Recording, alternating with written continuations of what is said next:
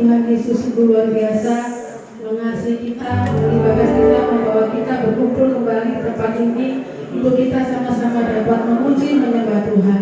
Mari sama-sama kita sepakat, kita tundukkan kepala, kita mau berdoa. Bapa, kami mengucap syukur Tuhan.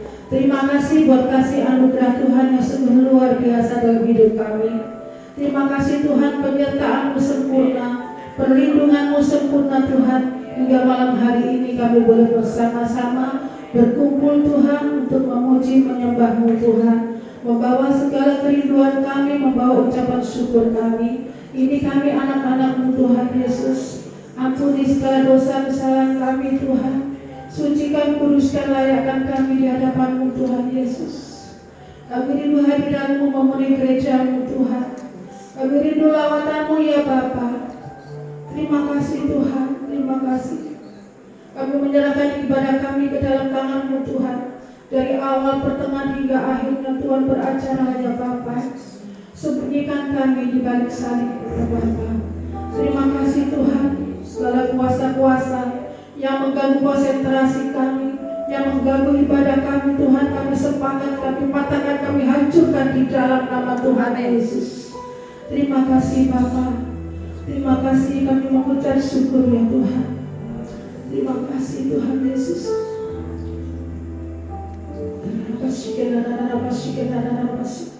Mari kita menyembah Tuhan, kita buka hati, kita naikkan syukur kita.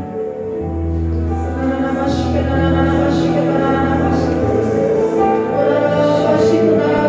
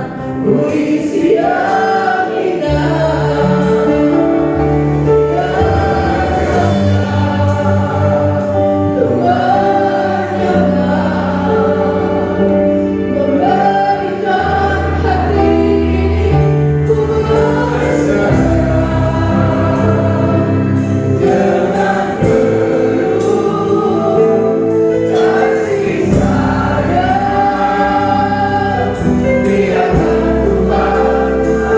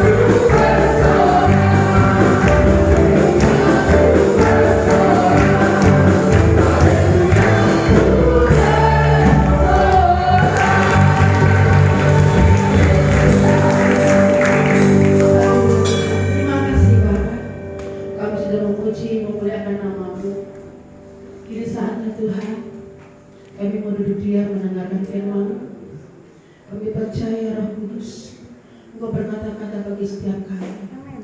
Terima kasih Tuhan, terima kasih Bapa. Kami mengucap syukur Tuhan. Haleluya Yesus.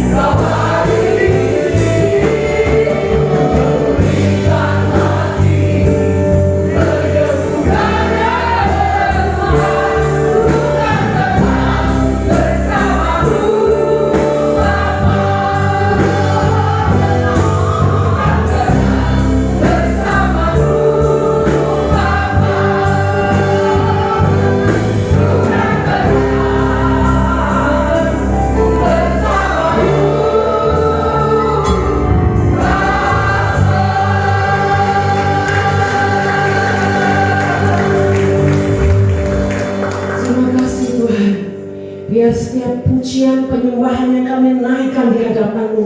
Kiranya Tuhan sampai ke tahta kudus-Mu ya Bapa.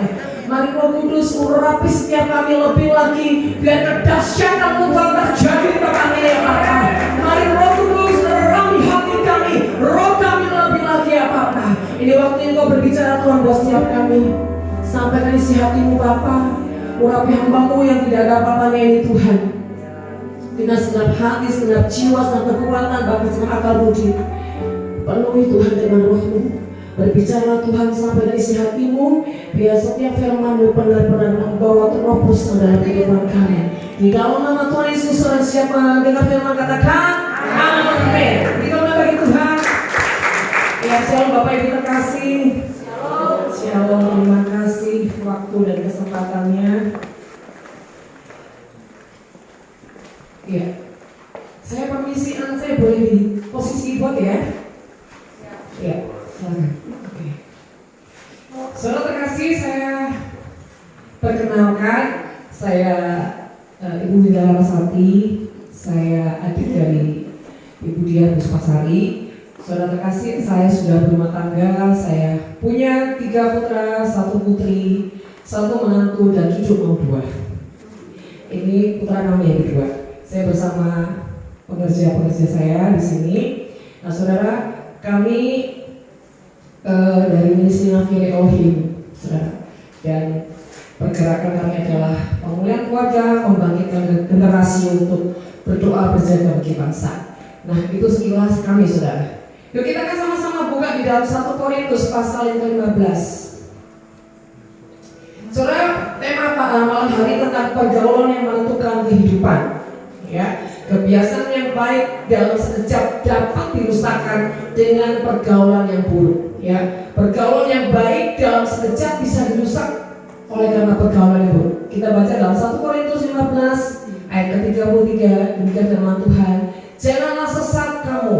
Janganlah kamu sesat, pergaulan yang buruk merusakkan kebiasaan yang baik. Saudara, di sini sesat itu apa maksudnya? Sesat itu bersifat meremehkan, ya, atau menganggap itu biasa, gitu ya. Kalau kita bergaul dengan orang-orang dunia itu biasa, kita ikut gaya hidup mereka itu biasa. Tetapi sebetulnya buat anak Tuhan itu tidak biasa. Terus apakah kita tidak boleh bergaul dengan semua orang? Boleh.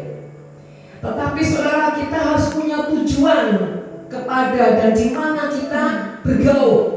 Karena firman Tuhan sudah mengatakan janganlah kamu sesat. Artinya jangan pernah meremehkan pergaulan yang buruk merusakkan kebiasaan yang baik. Jadi saudara terkasih, artinya ini sebuah contoh orang yang tadinya setia, hidup takut akan Tuhan, saudara. Ketika dia mulai bergaul dengan orang-orang yang hatinya liar. Siapakah orang yang hatinya liar? Orang yang hatinya liar itu adalah orang yang tidak punya hati takut akan Tuhan. Ya, jadi saudara, dia tidak pernah bisa terkontrol, terdidik. Ya, dia tidak pernah bisa untuk apa?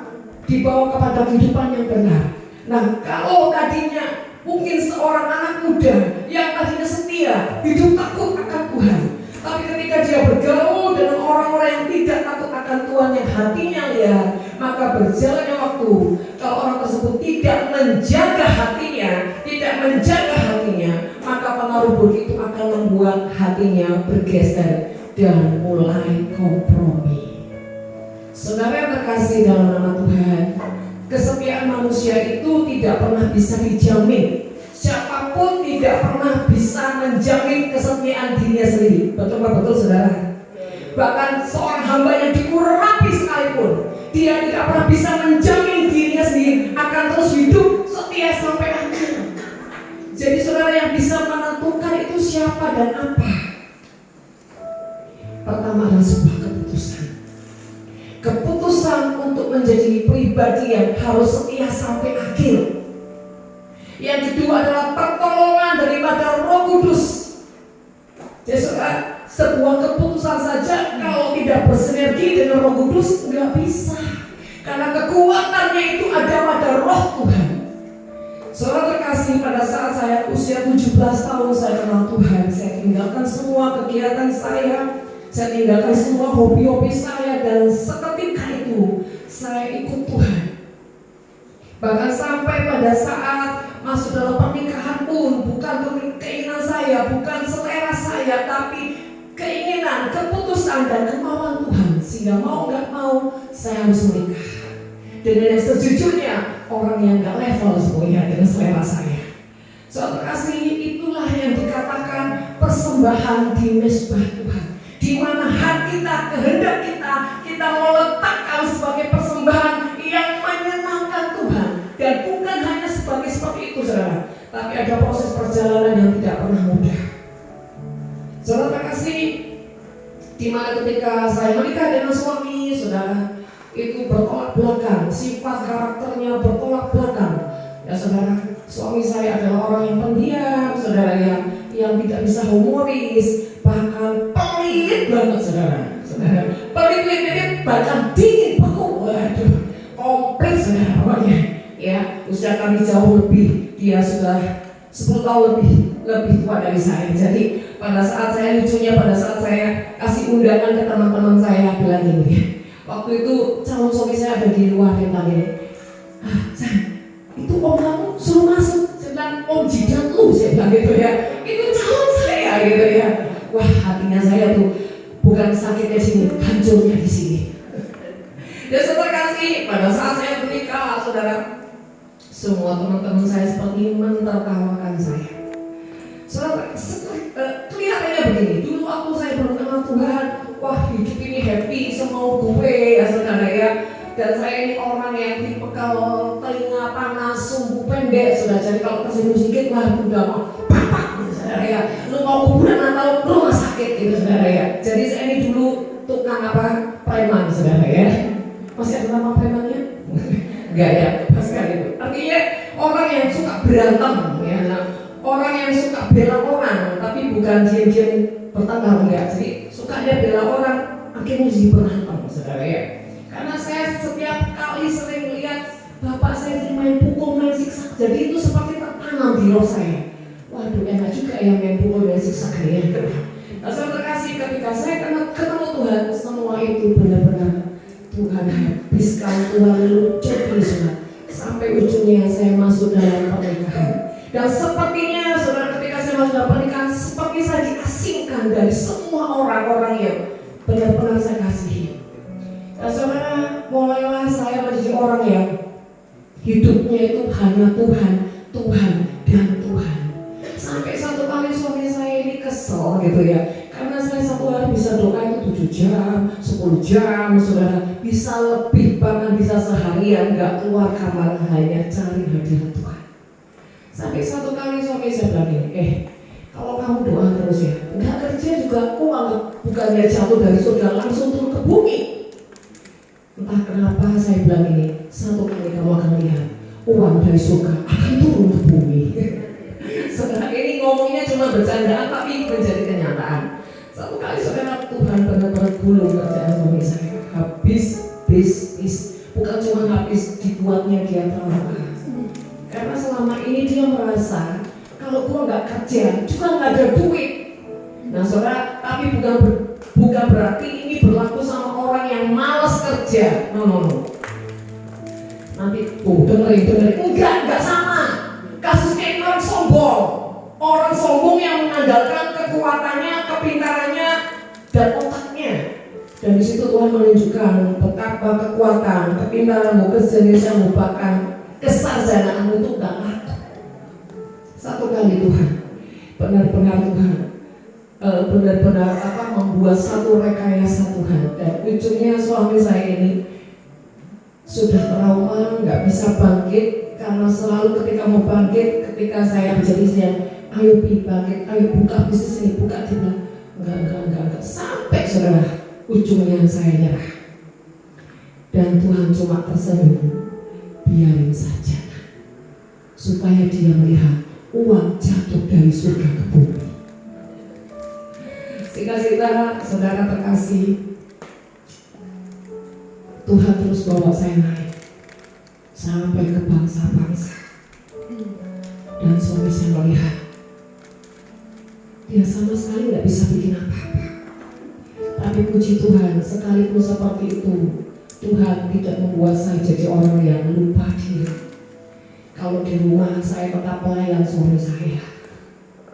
Kalau di luar rumah saya gembala, saya pemimpin, saudara. Tapi kalau sudah di rumah, saya ini pelayan daripada suami. Kenapa, saudara? Sekalipun ya suami saya sepertinya tidak mengerjakan sesuatu, tapi Tuhan berikan saya iman. Asal dia support setiap pelayananmu, dia tidak pernah menghalangi kamu melayani Tuhan. Dia tidak pernah melayani kamu kemana saja. Kamu sudah harus bersyukur. Saudara terkasih dalam nama Tuhan, hari-hari ini kita harus menangkap yang menjadi momen-momen Tuhan. Kekristenan kita tidak cukup hanya karena kita ada pelayan di gereja. Kekristenan kita tidak cukup karena kita beribadah, tapi bagaimana mengisi kehidupan kita benar-benar Yesus itu masuk dalam kehidupan kita. Dia menjamah kita, bahkan dia banyak merubah kehidupan kita. Nah, saudara terkasih, jangan sampai kita yang tadinya setia karena masa pandemi, karena masa dunia mengatakan krisis ekonomi, kita jadi kekurangan apa? Kekuatan. Jadi kekurangan kesetiaan. Karena apa? Setiap kali kita keluar, semua orang mengeluh, iya ya, sekarang kok ekonomi seperti ini ya. Satu lagi, iya ya, kok rasanya pahit ya. Setiap ketemu orang yang kau dengar cuma keluhan. Hati-hati, saudara terkasih, percayalah, orang yang hatinya setia bukan cuma fisiknya. Kalau fisik bisa setia, tapi hati kalau tidak setia itu seperti mumi yang ada di gereja. Jadi yang terpenting itu bukan secara fisik saudara ada di gereja, saudara melayani. Apakah hatimu setia dengan Tuhan? Bagaimana kita bisa tahu hati kita setia, saudara? Di dalam segala musim, dalam segala proses, kita sedikit pun tidak berkurang untuk mengasihi Tuhan. Sedikit pun tidak pernah berkurang menyembah Tuhan. Sedikit pun tidak pernah berkurang di dalam apa? Terus menabur kebaikan. Itu orang yang hatinya setia. Saudara terkasih, dunia lagi dikuasai dengan kegelapan. Dunia sedang dikuasai dengan gelombang yang tidak menentu. Tapi anak-anak Tuhan yang hatinya setia, dia akan menari di atas gelombang. Amin. Sebab saudara katakan pada dunia, aku rapopo, aku rapopo. Ya saudara kasih, sebagai anak-anak Tuhan, kita ini harus punya sebuah keputusan. Ku mau bercahaya di tengah. Sorry, kok saya jadi lupa saya.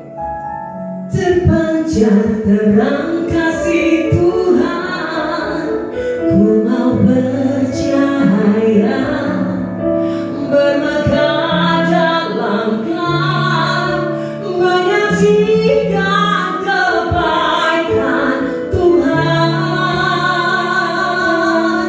menceritakan perbuatan Tuhan.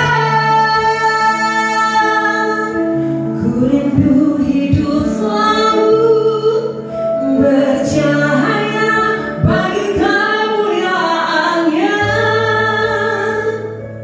Saudara, jangan pernah takut kegelapan, jangan pernah takut badai, jangan pernah takut proses. Asal hatimu melekat kepada Tuhan. Justru ketika ada saat kegelapan datang, ada saat kehancuran datang, di situ kemuliaan Tuhan akan bersinar bagi orang-orang yang hatinya setia. Bapak Ibu kekasih dalam nama Tuhan, ketika Tuhan bawa saya ke bangsa-bangsa, sudah tak tahu berapa puluh bangsa saya sudah duduki. Saya ini serajah sudah 16 kali, saudara ya. Tapi satu kali Tuhan bawa saya ke pedalaman ke Papua. Pedalaman yang benar-benar di pedalaman yang tidak ada listrik, air, saudara. Kalau kami butuh air, kami harus naik dulu, saudara, ke gunung, cukup jauh, saudara. Dan di situ saya kerjanya babat-babat rumput, saudara, nguli, saudara, ya, untuk bangun sebuah rumah PAUD, saudara. tahun kami di sana. Dan setiap kali pemandangan kami itu tikusnya besar-besar gitu ya. Kalau kami mau mandi, kalau kedolan tikus saudara, maka kami nggak bisa mandi. Karena apa? Begitu kami ambil air, tikus sudah dibaptis saudara. Maka kami tidak membaptis diri saudara. Demikian juga kalau mau makan, kalau keburu tikus yang makan, kami puasa. Tapi satu hal yang saya renungkan, hati saya tidak bergeser dengan Tuhan. Saya tetap menikmati Tuhan. Saya justru malah bergaul dengan Tuhan lebih dan lebih dan lebih.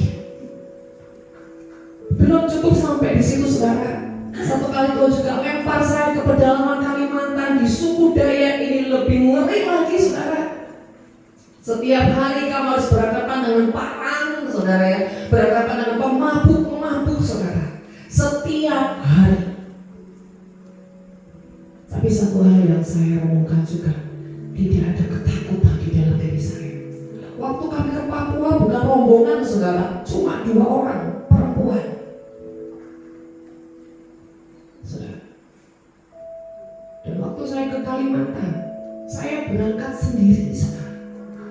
Ini Pak Jimmy pernah ngikut ke sana ke Kalimantan. Perahu yang dia naiki sampai blak kebalik saudara ya. Karena kalau udah perahu kebalik banyak nyawa hilang semua saudara. Karena banyak alkoholisme di situ. Saudara masih dalam Tuhan. Kenapa hati saya tidak bergeser? Itu kan masih pertanyaan. Kenapa saya tetap menikmati Tuhan? Apalagi kalau di Kalimantan. Waduh, itu sinyal susah. Saya harus turun dulu berkilo-kilo baru saya bisa telepon. Kecuali ada wifi-nya, oke, saudara. Nah, saudara kasih kenapa? Di dalam tempat-tempat yang tersendiri, tempat-tempat yang sunyi, bahkan tempat-tempat pembuangan, kenapa saya bisa tetap tenang dan tetap bisa menikmati Tuhan? Karena hati ini hanya mencintai Tuhan, bukan mencintai yang lain, bukan mencintai berkatnya Tuhan, bukan mencintai karunia Tuhan, bukan mencintai mujizat-mujizat Tuhan, karena mencintai hatinya. Kalau kita mencintai hati Tuhan, mau dalam proses apapun kita akan tetap bisa apa? Tenang, bersyukur, percaya, dan bahkan melewati apa? Dengan kekuatan yang daripada Tuhan. Nah, kekasih Tuhan, coba cek di hati setiap saudara. Apakah perjalananmu selama kau mengiring Tuhan, apakah engkau mengenal Tuhan hanya dari kata orang, atau dia sudah menyatakan pribadinya di dalammu? Bedanya apa saudara? Kalau kekristenan saudara hanya berdasarkan apa kata orang, maka sedikit kegoncangan akan membuat saudara goyah. Tapi kalau sampai Tuhan menyatakan pribadinya di dalammu, mau digoncang apapun, kau akan tetap tenang. Sebab itu kekasih Tuhan, mari belajar merenungkan mengapa engkau sejauh ini tidak bisa berdiri dengan sangat kokoh, sangat kuat. Apakah Yesus belum menyatakan pribadinya di dalammu secara nyata? Kalau itu belum pernah terjadi, kekristenanmu hanya berdasarkan apa kata orang, tetapi secara pribadimu engkau tidak mengenal, bahkan tidak sampai mengalami Tuhan. Engkau seperti dibangun di atas dasar pasir, engkau tidak akan pernah kuat. Tapi kalau sampai Tuhan menyatakan pribadinya di dalammu, engkau akan senantiasa kuat. Bahkan bukan cuma kuat, tapi engkau dapat menjadi dampak dimanapun kau pergi. Saudara, kita juga mau belajar tentang impartasi spirit di dalam pergaulan. Amsal 13 ayat 20. Siapa bergaul dengan orang bijak menjadi bijak, tetapi siapa berteman dengan orang bebal menjadi malang. Perhatikan, siapa bergaul dengan orang bijak menjadi bijak, siapa berteman dengan orang bebal menjadi malang. Saudara, tahukah saudara bahwa di dalam dunia ini ada yang namanya bukan hanya transfer uang, tapi transfer spirit, impartasi spirit. Sebab itu bergaul dengan siapa kita perlu benar-benar berhati-hati. Kita tidak boleh bergaul dengan sembarangan orang, kecuali kita punya tujuan. Istilahnya saya gini loh, kalau kau punya teman-teman yang dekat, teman-teman yang ada di lingkunganmu, pastikan dia adalah orang-orang yang indikasinya hatinya takut akan Tuhan. Kalau tidak, jauhi dia. Kecuali apa? Kau punya tujuan apa? Untuk meradiasi orang-orang yang ada di sekelilingmu. Kalau kau tidak punya tujuan seperti itu, jangan dekat-dekat orang yang dimana engkau tidak mampu untuk melawannya, dimana engkau tidak sanggup untuk apa? Menjauhi pengaruh-pengaruhnya. Apalagi kalau kita sudah bergaul sama orang-orang yang suka gosip, suka ngomongin orang, suka apa ya, mengutuki diri. Saudara, percayalah, ini racun, ini virus. Jangan bergaul dengan orang-orang yang suka mengeluh, ya, suka gosip, suka apa? Ngomongin orang. Karena apa? Itu bisa terjadi transfer spirit. Seberapa engkau akan menahan, kalau kau tidak punya kekuatan yang dari dalam, engkau akan tinggal tunggu waktu.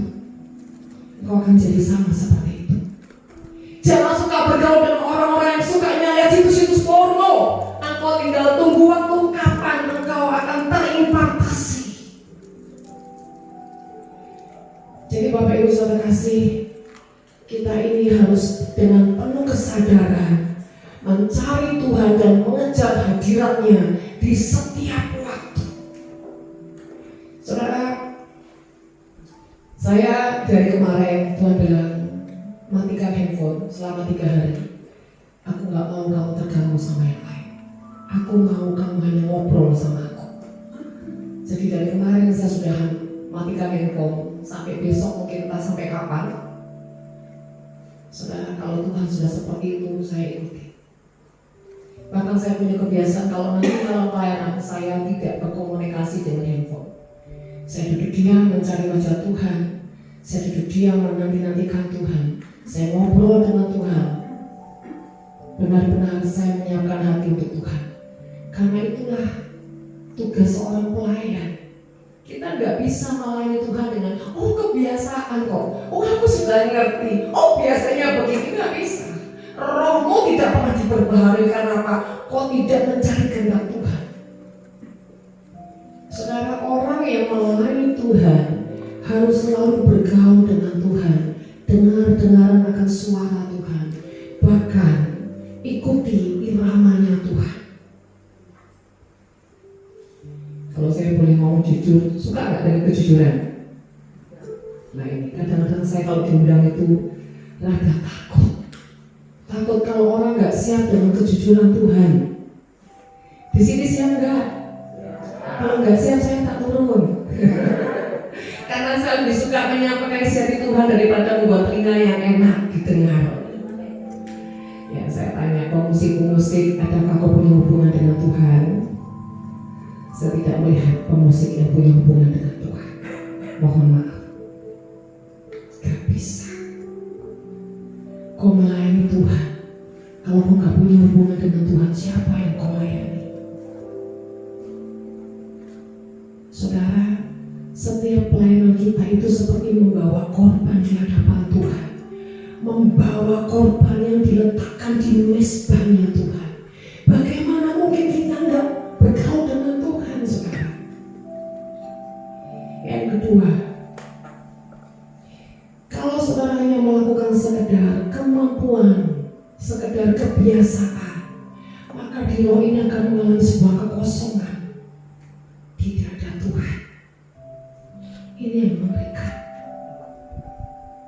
Saudara, berbahagialah orang yang dikasihi Tuhan, karena dia ditegur, dia dihajar.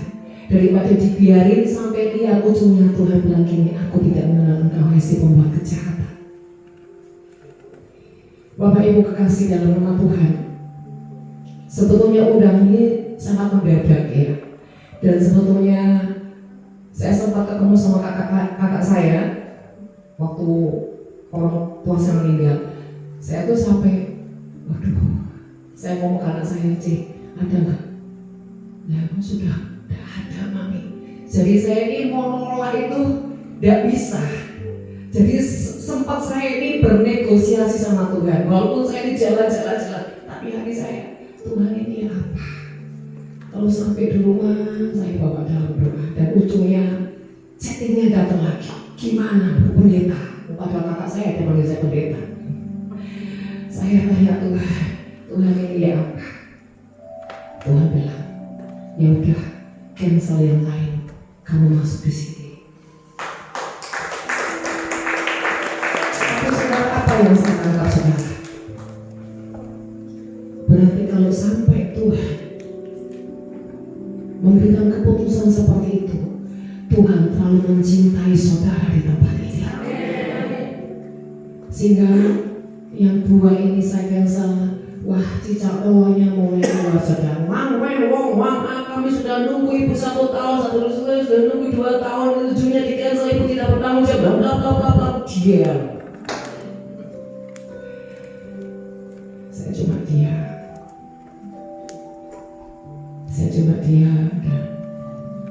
Dan ini gereja besar-besar saudara. Kenapa saya tanya Tuhan? Karena buat saya gini, kalau gereja besar mau panggil hamba Tuhan siapapun, duitnya ngalir seperti sungai saudara. Nggak perlu bukan di sini nggak mengalir, enggak saudara ya. Artinya dia punya pilihan banyak. Ibarat makan mau bintang berapa bisa. Tapi kembali lagi ketika saya tanya Tuhan, kalau di sini adalah orang-orang yang haus dan lapar akan Tuhan, saya bilang Tuhan, pertimbangkanlah itu. Saudara, kita ini bisa loh negosiasi sama Tuhan seperti Abraham, bisa saudara, seperti Daud, seperti Samuel, bisa loh saudara. Jangan dikira Tuhan tuh nggak bisa kita ajak negosiasi, sangat bisa. Sejauh mana kau punya keintiman dengan Tuhan, sejauh mana kau punya kehambaan, sejauh mana kau jadi orang yang suka meletakkan korban-korban yang dia menikmatinya, maka kau akan menjadi sahabatnya, bahkan engkau menjadi kekasih-kekasihnya. Saudara kasih, kekerasan kita jangan sampai hanya di pelataran. Ayo masuk lebih dalam, di ruang kudus sampai ke ruang maha kudus. Nikmati Tuhan senantiasa. Bahkan ketika kau tidur pun kau menikmati Tuhan, bergaul dengan hidupmu. Itu bukan lagi kata orang, tapi itu realita.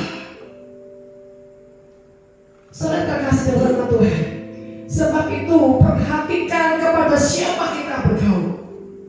Saudara, saya ini bersyukur suami saya sudah banyak berubah. Nanti bulan Juni ini usia pernikahan kami 33 tahun. Maaf, 32 tahun saudara.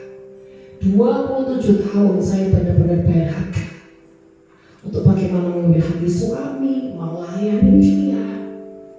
Saya tidak pernah merasa saya ini hebat. Saya tidak pernah merasa saya ini lebih. Ketika saya di rumah, otoritas ada pada suami. Ketika di luar rumah, saya bisa kendalikan apapun. Saudara, ketika kita punya hati yang melayani keluarga, itu adalah hamba yang sejati. Jangan kau di luar hebat, orang menyanjung kau, di rumah engkau kayak setan. Bahkan setan takut dengan saudara kalau saudara lebih galak dari setan. Saudara terkasih, mari kita jadi pribadi yang di luar maupun di dalam itu sama. Bahkan di dalam sangat dirindukan. Kalau saudara dirindukan di luar itu biasa, karena orang nggak tahu di dalamnya saudara seperti apa. Dan kalau saudara dirindukan di dalam, itu sudah terbukti engkau punya hati yang seperti apa. Nah saudara terkasih, ketika kita bergaul dengan orang yang suka marah, tunggu saja. Kalau rohmu tidak lebih kuat dari orang tersebut, kau akan sama saudara.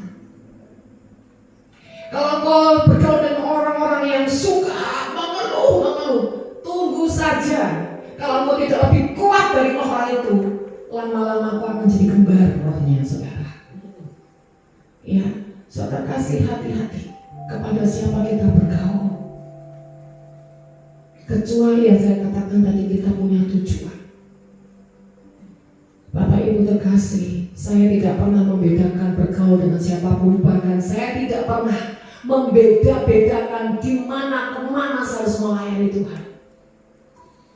Kepada orang yang maaf di di bawah sekalipun, saya akan memperlakukan hormat saya sama ketika saya memperlakukan pejabat-pejabat. Bagi saya, jiwa itu berharga di mata Tuhan. Kita tidak boleh meremehkan.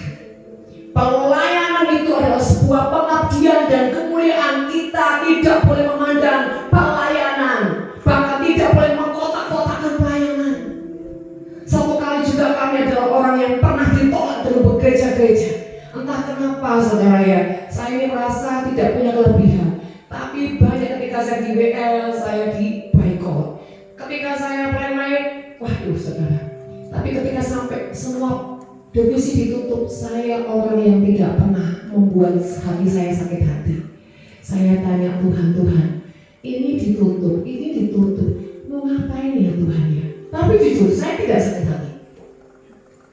Dan tiba-tiba terus di otak saya begini, lalu bersih-bersih masih berlaku kok di sini.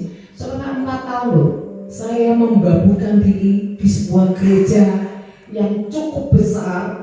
Bangku-bangkunya itu semua jadi seperti kalau kita lihat gereja Katolik seperti itu.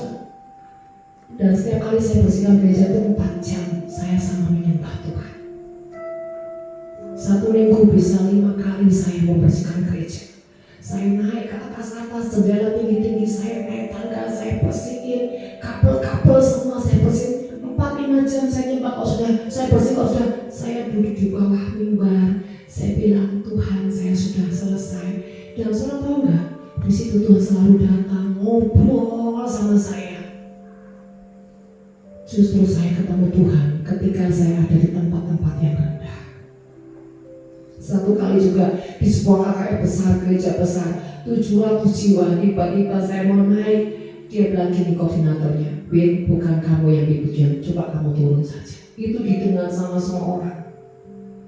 Saya nggak bilang gini, sakitnya tuh di sini di dalam. Enggak saudara, saya duduk di depan. Saya bilang, Tuhan terima kasih buat setiap didikan. Ini membuat aku semakin memahami arti sebuah kehambaan. Saya menikmati Tuhan. Saya menikmati Tuhan sepanjang penyembahan saya menikmati. Dan orang-orang yang di depan sini dipikir saya nangis karena galau. No, tidak ada kegalauan. Sorry, saya nggak akan galau karena yang begitu-begitu. Itu cuma sampah.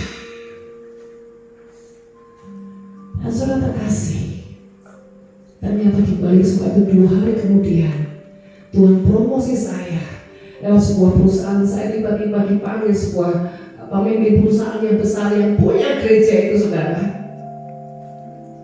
Dan ketika semua orang tahu saya ada di perusahaan bos ini, wah mereka sudah beda.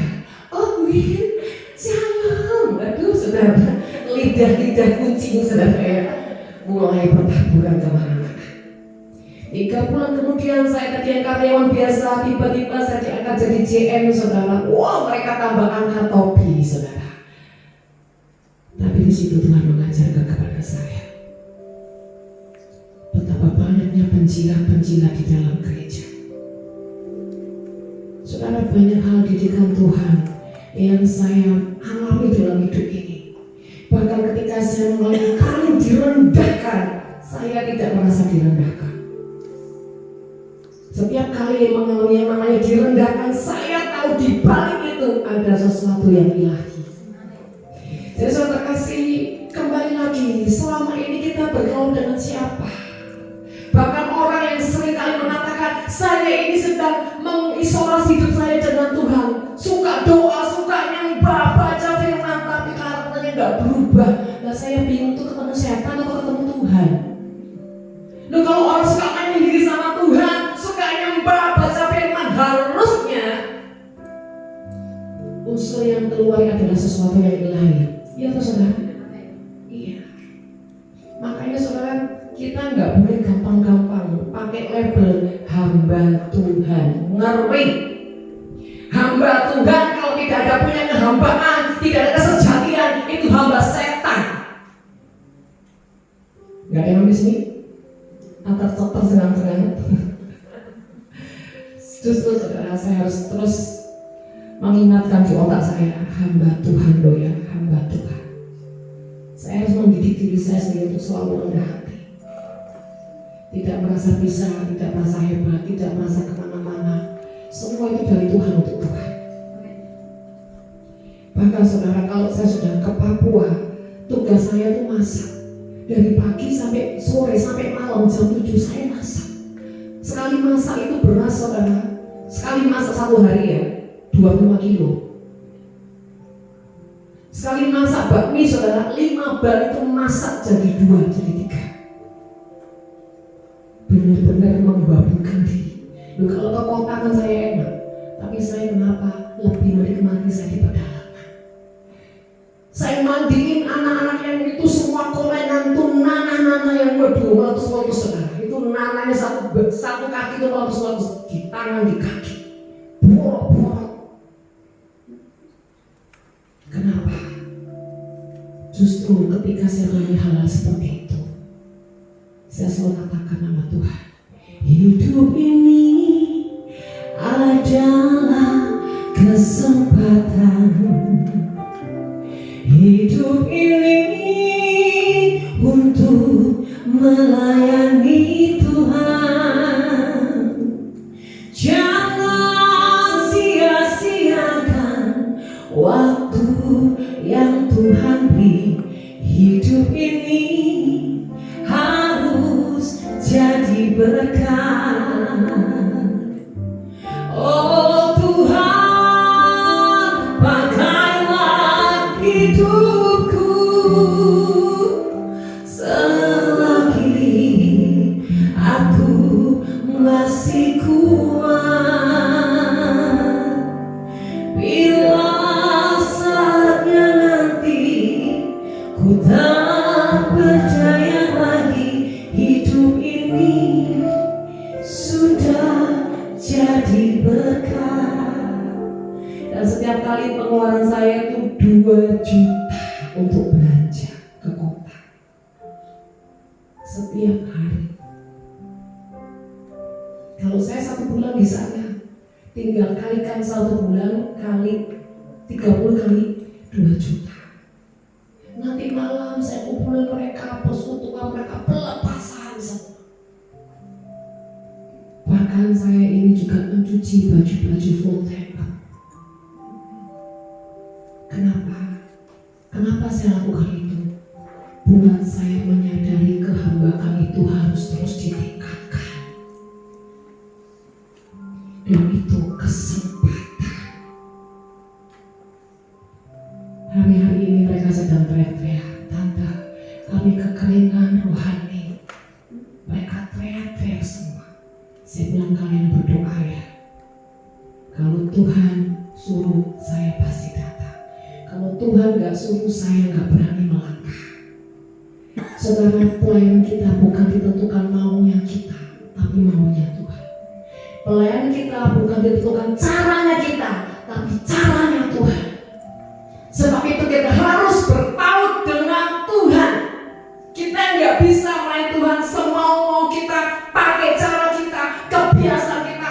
Wow, gak boleh saudara. Karena Tuhan tidak pernah mengakui semua yang kita persembahkan kalau kita tidak bergantung dengan pribadinya. Sehebat apapun karunia yang dipercayakan, ketika kau tidak menyentuh dengan rohnya, semuanya akan dimuntahkan saudara. Amsal 22:24. Jangan berteman dengan orang yang lekas gusar, jangan bergaul dengan orang yang pemarah.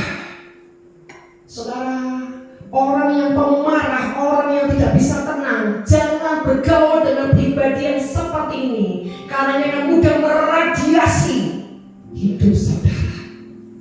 Tapi bergaullah dengan orang-orang yang hatinya takut akan Tuhan.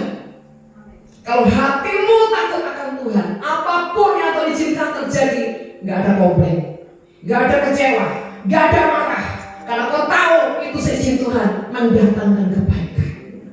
Jangan cuma nyanyi, inilah yang ku punya, hati sebagai hamba yang taat dan setia padamu Bapa. Kemana kan ku bawa hati yang berontak? Nyanyi kau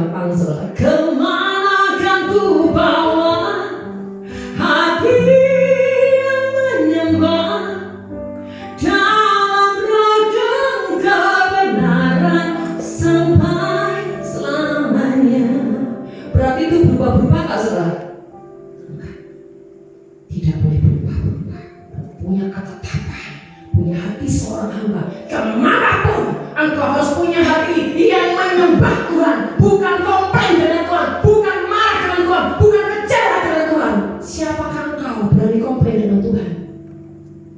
Kau cuma sampah yang dipungut. Saudara, mari jadi anak Tuhan, jangan berputar-putar seperti bangsa Israel 40 tahun di padang gurun. Artinya kau gak pernah alami kemenangan, kau gak pernah alami bertemu dengan Tuhan, bahkan kau gak pernah alami face to face dengan Tuhan. Rugi, saudara. Realitas surga harus menjadi nyata, bukan hanya dalam hidup kita secara pribadi, tetapi dalam keluarga kita. Realitas surga harus terjadi. Surga itu bukan nanti, saudara. Saudara, surga itu sekarang. Kita punya otoritas untuk mendatangkan kerajaan surga di keluarga kita, di pekerjaan kita, di pelayan kita. Surga harus nyata. Sebab itu saudara terkasih, kita harus tingkatkan hati kita untuk bergaul karib dengan Tuhan. Sebab itu ikatkan dirimu. 1 Korintus kita baca 1 Korintus 6 ayat 17. Tetapi siapa yang mengikatkan dirinya pada Tuhan menjadi satu roh dengan Dia. Mari punya keputusan untuk mengikatkan hatimu dengan hati Tuhan, maka selera Tuhan akan menjadi seleramu. Saudara, saya orang yang terus di diri Tuhan meletakkan semua dan semua tanpa batas. Sampai-sampai saudara, bahkan urusan dulu masih anak saya masih SD, SMP, untuk beli sepatu aja sudah manap saya tahu. Tanya Tuhan, minta sama Tuhan. Saya udah kemana-mana. Persembahan bukan mau apa ya saudara, ini sebuah kesaksian saja. Persembahan setiap kali saya datang dari Jakarta 1 minggu, kadang 10 hari, saya pasti bawa amplop itu ratusan juta. Tapi saya sekalipun tidak pernah buat anak-anak saya, ini uang mami, tidak, ini uang Tuhan. Tanya Tuhan. Apakah anak saya pernah pahit komplain? Pernah. Bahkan saya pernah disidang sama anak saya. Mereka duduk bertiga, karena yang satu masih di Australia, saudara sekolah. Dia bilang gini, termasuk ini ada salah satunya saudara. Dia bilang gini, mami, saya tahu mami cinta Tuhan, memberi seperti yang Tuhan mau, tapi harus berhikmat mami, supaya kita ini tidak dicekel orang, tidak jadi batu sandungan. Mami banyak memberi kemana-mana, disuruhkan kemana-mana, bikin kakek ratusan juta, dapat sepatu mana? Besok mau ujian, sekarang belum bayar 3 bulan. Ketika disidang seperti itu saya cuma diam, karena Tuhan bilang diam saja nak, tersenyum, karena mereka tidak tahu apa yang sedang aku kerjakan. Tiba-tiba saya cuma diam, dan kira-kira 5 menit setelah itu satu anak saya boleh datang dan peluk saya dan bilang, mami sorry, bukan saya, bukan kita ini kurang ajar sama mami, kita capek mami, kita capek.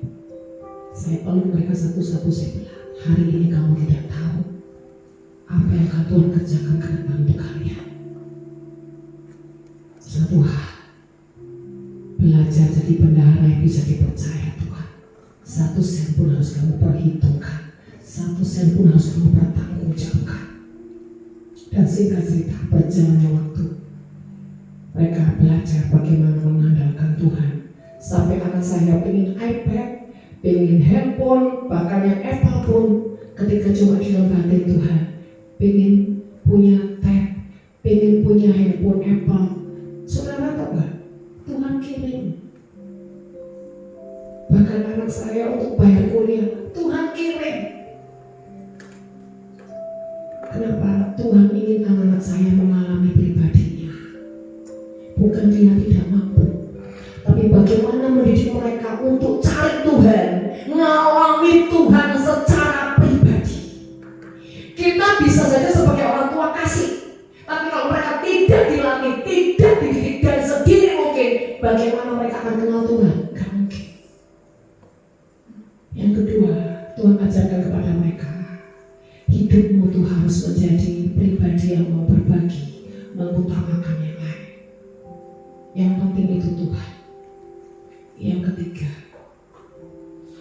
Sekalipun saya punya kekuatan, power, tapi saya mendidik anak saya.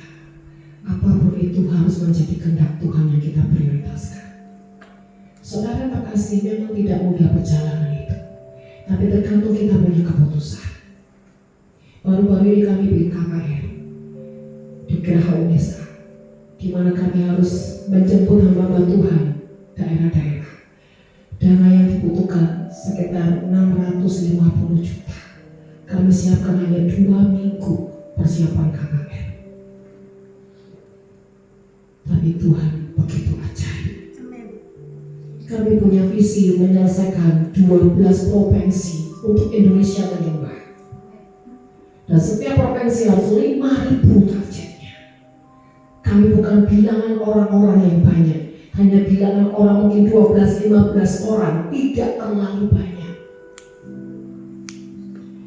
Tapi kami punya prinsip taat sama Tuhan. Kami bukan siapa-siapa, saudara. Tapi setiap kali Tuhan punya acara, Dia tidak pernah punya acara murah. Sampai ujungnya kami berkenal dengan Bama, Jatim, Bama Surabaya. Dan itu pun Tuhan atur caranya, rekayasa entah gimana. Saya bukan orang yang pandai bergaul, saudara. Tapi ketika kami taat, maka Tuhan merekayasa dan membukakan jalan-jalannya. Kami sedang keliling nanti, saudara, di Kediri, di Jepara, terus di Bali, Jakarta. Bapak Ibu saudara terkasih, mari belajar merenungkan diri. Apakah saya sudah bergaul di tempat yang benar dengan orang-orang yang tepat, dan apakah saya menjadi orang yang sudah mengikatkan hati saya kepada Tuhan? Ketika kau mengikatkan hatimu kepada Tuhan, maka engkau dan Tuhan akan menjadi satu roh. Dan kalau menjadi satu roh dengan Tuhan, maka keajaiban demi keajaiban akan terus mengejar kehidupanmu, mengejar keluargamu, bahkan menjauh sampai ke cucu keturunanmu. Amin, saudara terkasih. Saya juga lihat di sini banyak orang-orang yang sudah mengalami banyak luka, banyak kepahitan, bahkan hati yang banyak mengalami kebekuan dengan Tuhan. Mari malam hari ini bangkit, kembali ke hati Tuhan. Karena saudara, saya percaya kalau Tuhan izinkan menyampaikan isi hatinya malam hari ini, karena Tuhan punya rencana yang besar. Saudara, dunia akan mengalami kegoncangan, tidak akan lebih baik, akan lebih parah. Tapi orang-orang yang kembali mencari hadirat Tuhan, yang mengejar Tuhan, hidup di dalam takut akan Tuhan, dia akan masuk bahtera keselamatan, akan masuk dalam bahtera perlindungan, jaminan, perkenalan Tuhan. Sehingga siapapun akan terjadi kegoncangan itu tidak melanda hidupmu, engkau akan dibedakan. Amin. Kami saudara responi hati Tuhan, simpel, sederhana. Buka hati dan katakan, Tuhan, aku mau kembali ke hatimu. Aku mau kembali bukan hanya kepada cinta mula-mula, tapi aku mau Tuhan hatiku diikat dengan hatimu. Bahkan kau rekayasa apapun yang terjadi atas perjalananku, biar didapati aku bukan hanya setia, tapi hidup berkenan kepadamu. Mari saudara renungkan firman Tuhan malam hari ini. Saya sedang tidak mengajari siapapun, kita semua pasti masih belajar. Saya pun juga harus belajar banyak. Saya juga harus banyak, saudara, terus belajar bagaimana hidup berkenan kepada Tuhan. Dan saya juga terus mengejar perkenannya sampai garis akhir. Mari saudara, saya minta musik BL. Kita akan bagi berdiri, kita akan menyembah. Saudara siap mengalami Tuhan malam hari ini? Katakan, Tuhan, saya rindu malam hari ini saya boleh mengalami pribadimu. Saya buka hati untukmu, Tuhan. Tolongi kami, Tuhan. Tolongi kami, Tuhan. Terima kasih Yesus. Terima kasih Tuhan, mengiringmu seumur hidup.